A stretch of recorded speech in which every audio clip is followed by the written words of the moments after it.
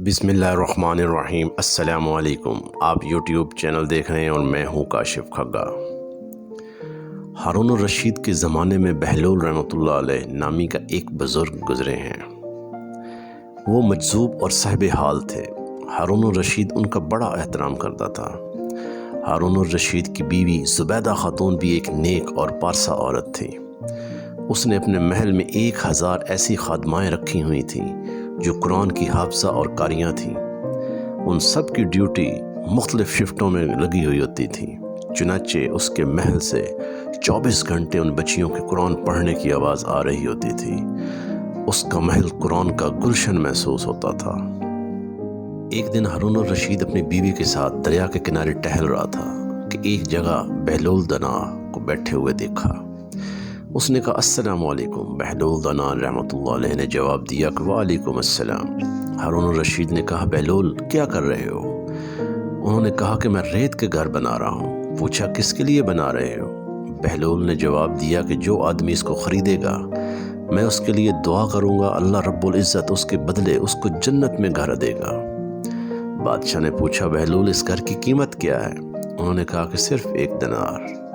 हारून रशीद ने समझा कि ये एक दीवाने की बड़ है, लिहाजा वो आगे चल पड़ा। उसके पीछे ज़ुबैदा खातून आ रही थी। उसने जब बहलोल को देखा तो सलाम किया। बहलोल ने कहा, वालेकुम अस्सलाम।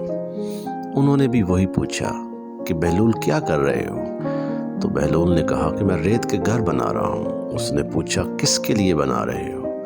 बहलोल ने कहा कि जो आदमी इसको ख़रीदेगा मैं उसके लिए दुआ करूँगा, अल्लाह उसको उसके बदले जन्नत में घर अता फरमाएगा।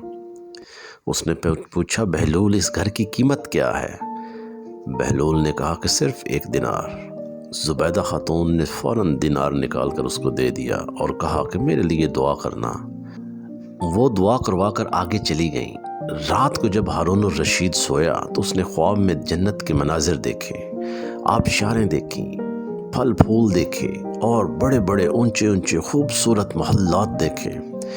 एक सुर्ख याकूत के बने हुए महल पर उसने ज़ुबैदा का नाम लिखा हुआ देखा। हारून रशीद ने सोचा कि मैं देखूं तो सही, क्योंकि ये मेरी बीवी का घर है। वो महल में दाखिल होने के लिए जैसे ही दरवाजे पर पहुंचा तो एक दरबान ने उसे रोक लिया। हारून रशीद कहने लगा, इस पर तो मेरी बीवी का नाम लिखा हुआ है, इसलिए मुझे अंदर जाना है। उसने कहा, यहाँ का दस्तूर अलग है, जिसका नाम होता है उसी को अंदर जाने की इजाज़त होती है, किसी और को नहीं, लिहाजा आप अंदर दाखिल नहीं हो सकते। जब दरबान ने हारून रशीद को पीछे हटाया तो उसकी आंख खुल गई।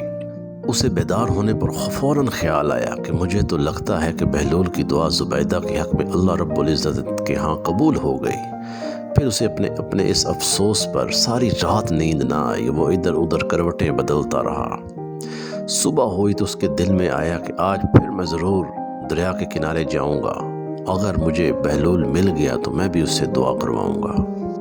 चुनाचे वो शाम को फिर बीवी को लेकर चल पड़ा। वो बहलोल को तलाश करते हुए इधर उधर देख रहा था।